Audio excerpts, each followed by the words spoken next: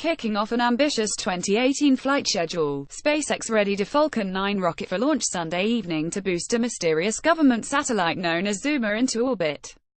Running a month and a half late because of payload fairing issues and subsequent rescheduling, the rocket was targeted for liftoff from Pad 40 at the Cape Canaveral Air Force Station during a 2-hour window starting at 8 p.m. SGMT5. Forecasters predicted an 80% chance of good weather. Because the payload is classified, no details about its intended orbit, purpose or capabilities have been released. But SpaceX planned to provide coverage of the early moments of the flight, including an attempt to fly the Falcon 9's first stage back to Tucson at the Air Force Station. Recovering, refurbishing and relaunching booster stages is a key element of SpaceX founder Elon Musk's drive to lower launch costs. Going into Sunday's flight, the California rocket builder has successfully recovered 20 stages in 25 attempts, 12 on offshore drone ships and 8 at Cape Canaveral. The Falcon 9's second stage presumably will still be firing when the first stage attempts to land Sunday, but details about the Zuma satellite's intended orbit will remain a secret. The launch was procured by Northrop Grumman for an unidentified government agency. The satellite popped up on SpaceX launch schedule last October, 2 weeks after the Federal Aviation Administration received an application for launch. Satellite launches are typically scheduled months, if not years, in advance, and the agencies responsible for classified payloads are usually identified. But Zuma's purpose and owner remain a mystery.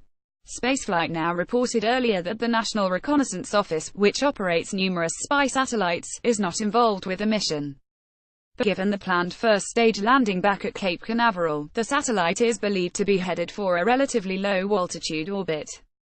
Satellites bound for the high orbits used by communications stations and electronic eavesdropping satellites typically would not leave a Falcon 9 with enough leftover propellant to attempt to return to Florida.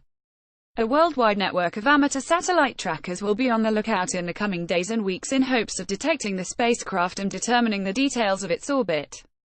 The Zuma launch is the first of up to 30 SpaceX flights planned for 2018 following a record 18 launch year in 2017. The Falcon Heavy, scheduled for its maiden flight late this month, will generate more than £5 million of thrust at launch with 27 Merlin 1D engines firing in concert. With Zuma on its way, SpaceX engineers will turn their attention to a flurry of upcoming flights, including the maiden launch of the Falcon Heavy, the most powerful rocket since NASA's Saturn V and the Space Shuttle. The first Falcon Heavy, made up of 3 Falcon 9 core stages and a single upper stage, will be erected atop historic Pad 39A at the nearby Kennedy Space Center next week for a main engine test firing.